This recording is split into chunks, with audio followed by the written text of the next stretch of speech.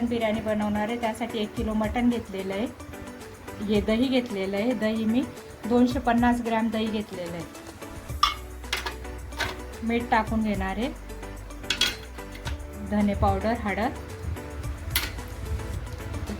लाल मिरची टाकून घेणार आहे. काश्मीरी लाल मिरची आहे. हे खडे मसाले बघू शकता. लवंग, दालचिनी, तेजपत्ता, हिरवी विलायची, मोठी विलायची, मिरे, शहाजिरं आणि हे चक्री फूल हे सगळं टाकून घेणार आहे.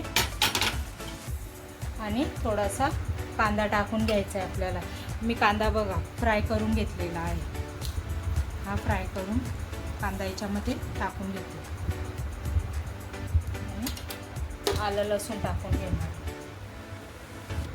हे आलं लसूण टाकून घेतलं आहे. आता हे सगळं मिक्स करून घ्यायचं आहे छान. हे मी मिक्स करून घेणार आहे. हां, आणि तेल पण टाकायचं आहे. तेलाऐवजी आपण तूप पण टाकू शकतो. मी 2 मोठे चम्मच तेल टाकलेलं आहे. आता हे सगळं मिक्स करून घ्यायचं आहे आणि अर्धा तास आपल्याला मॅग्नेट व्हायसाठी ठेवून द्यायचं आहे. आणि बिर्याणी मसालाही टाकू शकतो आपण पावडर. मी खडा मसाला वापरलेला आहे, त्यासाठी मी मसाला पावडर टाकणार नाही आहे, बिर्याणी मसाला पावडर. आता हे मिक्स झाल्यानंतर हे मी अर्धा तास मॅग्नेट व्हायला ठेवणार आहे.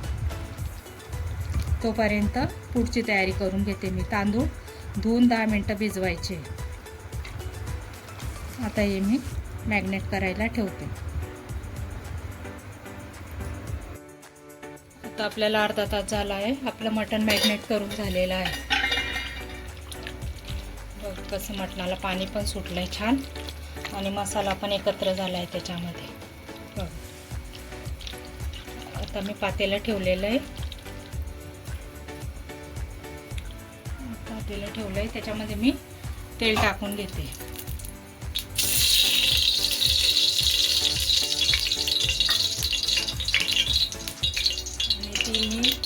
मटन मॅग्नेट करताना काश्मीरी लाल मिरची टाकलेली, ती तिखट नसते म्हणून थोडा हिरव्या मिरच्या टाकून घ्यायच्या.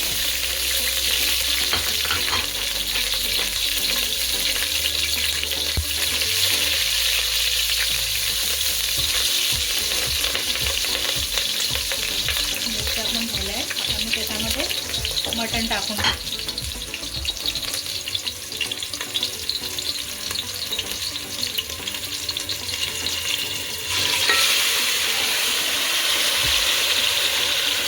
हे मटण आपल्याला 10 मिनटं होऊ द्यायचं आहे, कारण ऑलरेडी आपण दही टाकलेलं आहे ना, दह्यामध्ये ते छान भिजलेलं आहे आणि भिजल्यानंतर ते व्हायला जास्त वेळ लागत नाही.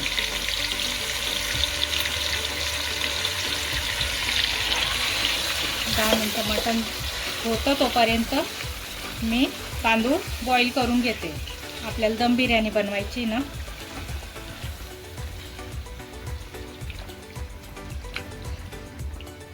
याला आपण आता 10 मिनटं होऊ देणार आहे कमी गॅसवर. तोपर्यंत मी आता तांदूळ बॉईल करायला ठेवते. हे मी तांदूळ घेतलेले आहे, बिर्याणी राईस आहे हा. मी 15 मिनटं भिजवून घेतलेला आहे. आता मी तो बॉईल करायला टाकते, तुम्हाला दाखवते. पाणी आता गरम झालेलं आहे, त्याच्यामध्ये मी खडे मसाले टाकून घेणार आहे. राईस बॉईल करताना शहाजिरे, तेजपत्ती, लवंग, मिरे, विलायची, मोठी विलायची आणि छोटी विलायची. त्याच्यामध्ये हा तांदूळ मी टाकून देणार आहे. आपल्याला हा 70 ते 80% शिजवून घ्यायचा आहे याच्यामध्ये. नंतर आपण मटणामध्ये टाकणार, त्याच्यामध्ये तो 20% राहिलेला असतो, तो होऊन जातो.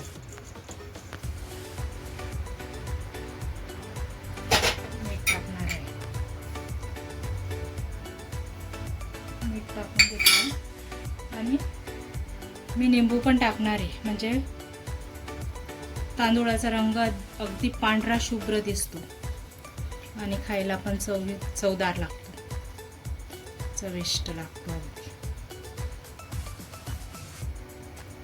आता आपल्याला हा 10 मिनिटांमध्ये आपला तांदूळ शिजून तयार होणार आहे. मी बोलले ना तुम्हाला, आपल्याला फक्त 90 ते 80% होऊ द्यायचं आहे. याला एक बॉईल येऊ द्यायची. राईस बघा झालेला आहे, मी तो पाण्यातनं काढून घेते. पाणी नितरायला ठेवते. हो, आणि तुम्ही विचार करत असाल लिंबू पिळला आणि हा काय टाकलेला, तर हो, हा पण मी टाकून देत असते, नंतर काढून घेत असते. लिंबूचं जे फ्लेवर असतं ना ते राईसमध्ये छानपैकी उतरून जातं. आता तो लिंबू मी शेवटी काढणार आहे. हे सर्व राईस आपण काढून घेणार आहोत तसाच.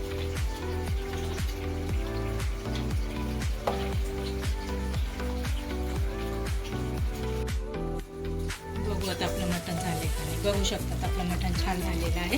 त्याच्यामध्ये आपल्याला तांदूळ टाकून घ्यायचे. दाखवते. बघू शकतात पीस कसे छान झालेले आहेत. याच्यामध्ये आता मी बॉईल केलेला तांदूळ आपण टाकून घेणार आहे.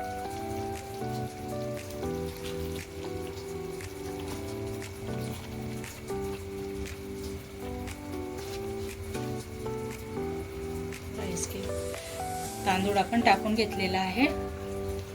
आणि आता मी हा कांदा, आपण मगाशी फ्राय करून घेतलेला कांदा हा पण टाकून घेणार आहे.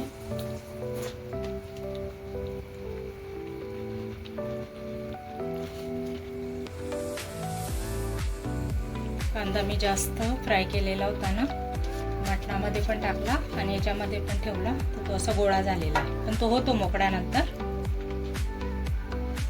कोथिंबीर टाकून देते.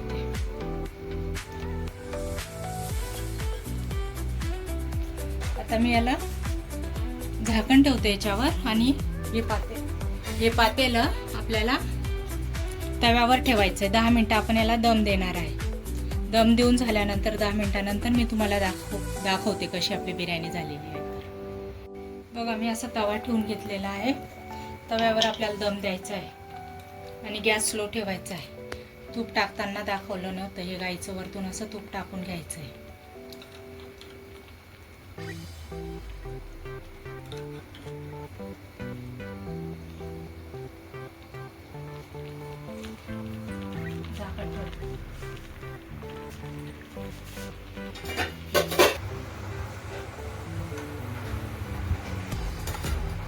हा, बघा आपली बिर्याणी कशी झालेली आहे.